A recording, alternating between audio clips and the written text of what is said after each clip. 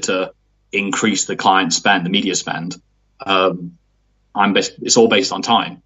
Yeah. So if I know I can set up an account that's as complex for this amount of time, a less complex one for this amount of time, and so long as I'm good at figuring that out, I'm going to make a profit, and the client is going to get a complex, segmented, targeted campaign at the end of it that hopefully gets them the results that they need. Yeah, it's interesting that you mentioned a couple of times about being completely transparent and being completely open and honest with people. I think I've met with a lot of clients, and it goes a long way to be able to say, with the most respect in the world, what you're doing is not working. You need to do something else, or what you've been told before is not technically the right thing you should be doing for your business when your audience sits in another place. I think if you can be that honest with people do respect it. And you shouldn't be a consultant if you're not. If you're going to be a consultant, or whatever you want to call it, that's the key. Like your job is to basically critique what someone's doing and make it work. Like that's what it comes down to. And if you can't do that, whether it's agency side or as a consultant, then you're not cut out for it, because that's what people come to you for. They come to you for the truth, for third party opinion, and to obviously figure things out because they're not going the way they should. So of course that change needs to happen for something to change. Yeah, most definitely. And sometimes it's a really refreshing conversation to have, to be able to be that honest with people and say there's no inherent pressure on me right now to change everything you're doing, but I can make what you're doing better. I can achieve better results, better return on investment. For me, I do a bit of UX stuff as well. It's like the journey is not right if you change X, Y, and Z.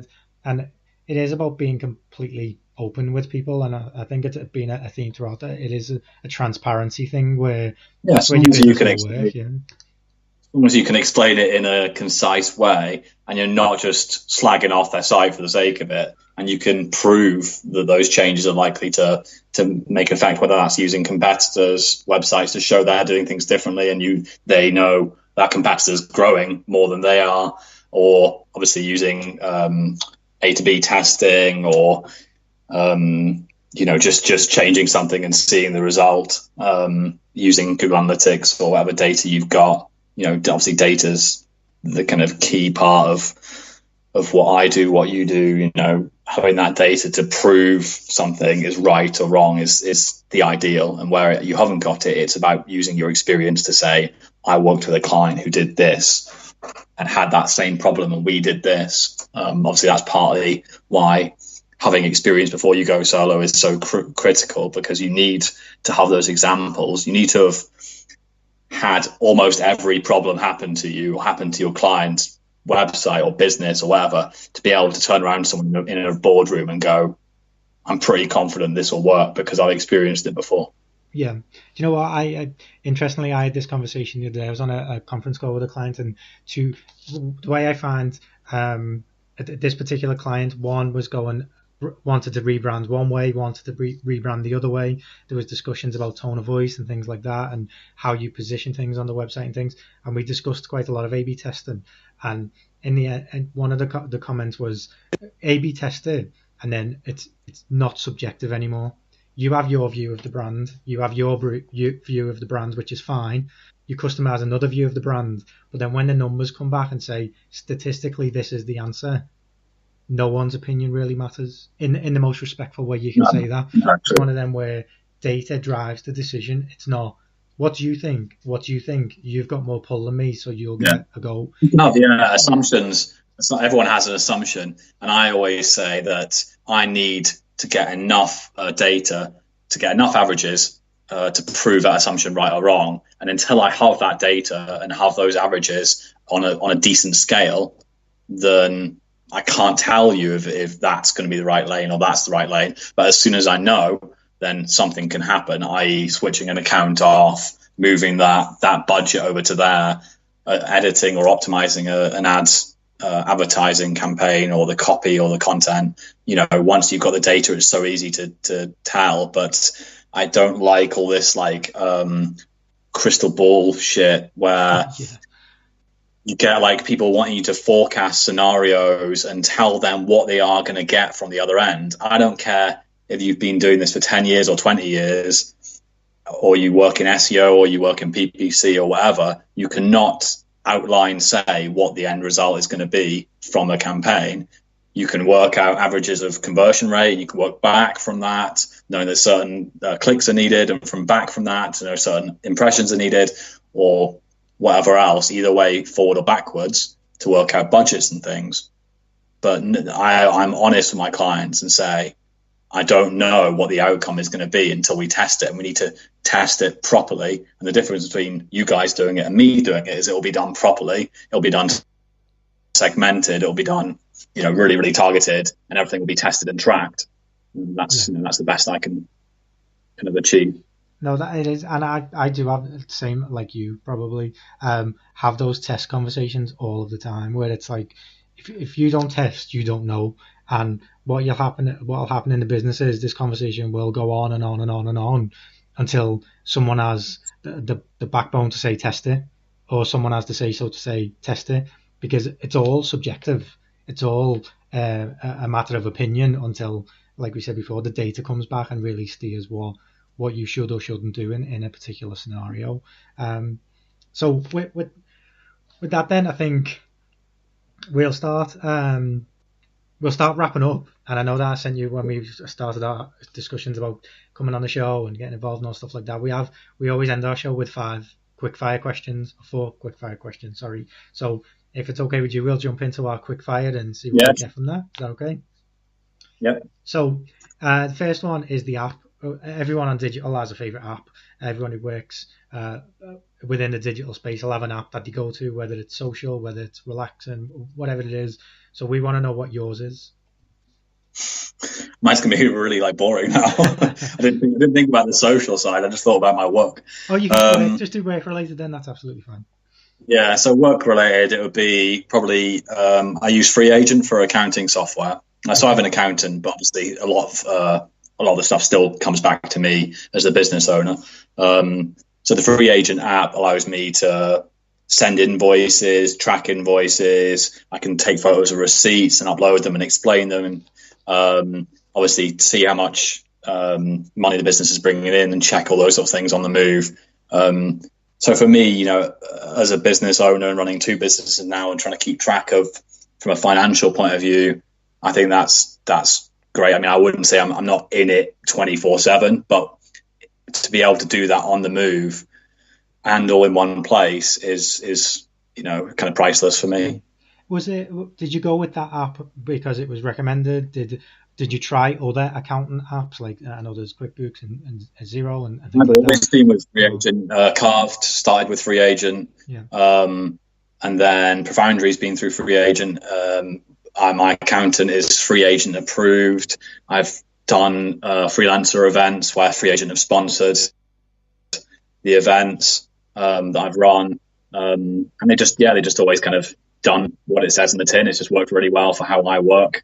So I've not tested anything else. It just works for me. And if something works for me, I don't ever see the point in changing it. Not if it's I get it free with my accountant as well, so I'm not even paying for it really. Cool. Okay. So then our next one is your favorite book.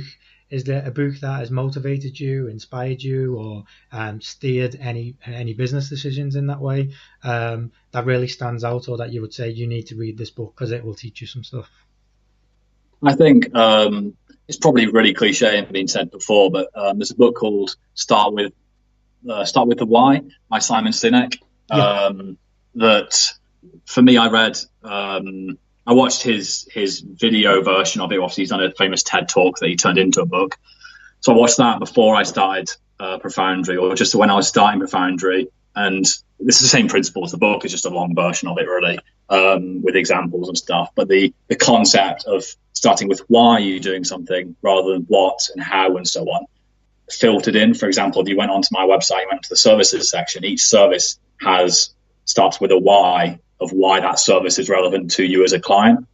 And then I've used it, kind of that concept throughout when I'm trying to think of how to pitch something to a client or why they should go with that platform.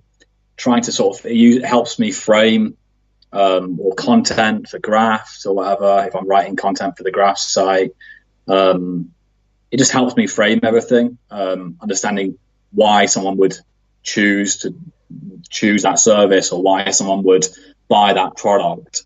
If I can nail that down, everything else flows. Yeah. Do you know what's funny? I've never read the book, but I am aware of the concept of start with why and always kind of have a reason for things. And it reminds me, not so long ago, probably a couple of months back, in a client call, and they were asking for various different kinds of functionality to be added to the website, and it sparked a why in the conversation. Every time he said, "Can we have?" and I was why. If you give me a reason, then we can go away and build it, or we can go away and have it built for you. And out of the 4 or 5 different things he asked for, I think there was only one he could really validate with a why and with a reason. And it wasn't an insignificant amount of spend for the functionality. It was like, well, why do you need it? Why do you want it? What's it going to do to the website? If it's not going to add value, if it's not going to add value, then give me a solid why. And I do get that whole concept, and I think it really works when you're a consultant or a freelancer to say to a client, here's why you need the service. But on the flip side as well, like you were saying before, you will question clients, or you will be completely transparent, and you will manage time and expectation and things.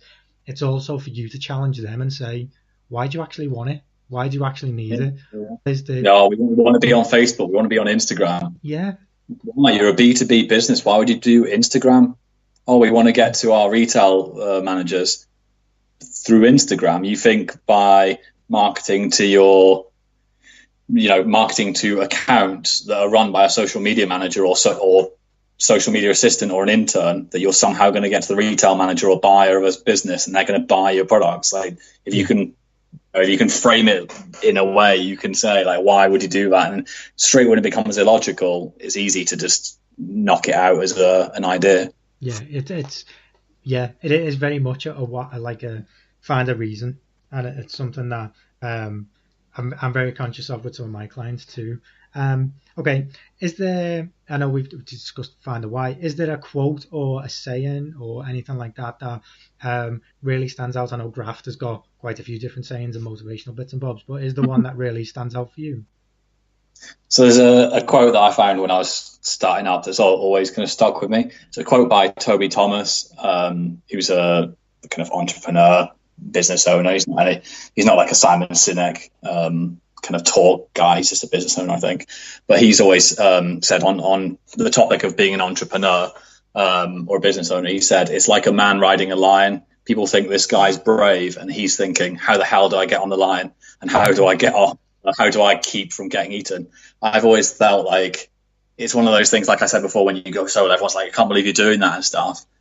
And you have to have that kind of confidence if you're going to do it. But then sometimes you do think, what the hell am I doing? And how did I get here? And sort of how do I keep this, this thing going, this lion not eating me? At times, of course, when things are tough, that's exactly what you think. And I just think it describes the kind of highs and lows and the kind of, sometimes I don't even, know what I'm doing and know how I got here and stuff, but I'm going to crack on and make the most of it. I think, I had this conversation this morning with a client and saying about that you stress about different things and you worry about different things, but whether your business makes £100 or £100 million, you still have bills to pay, you still have a lifestyle, like you mentioned before, you work to live the life that you want to live with the work-life balance and things like that. You still have a mortgage to pay, you still have cars and a family and kids and all these kinds of things. So the scale just scales up or down. No, that's true. I've bought a house. I literally bought a house in my first year.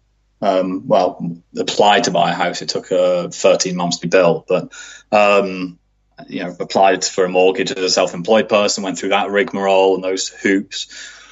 And then since starting the business, I've got 2 dogs, a house, a car, and then we're just in the process of buying another house and moving. And none of these are things that I've really thought of when I started the business, but it's actually starting a business and having the money spare in my business account and allowing me to pay a dividend that allowed me to put a deposit down on a house that I'd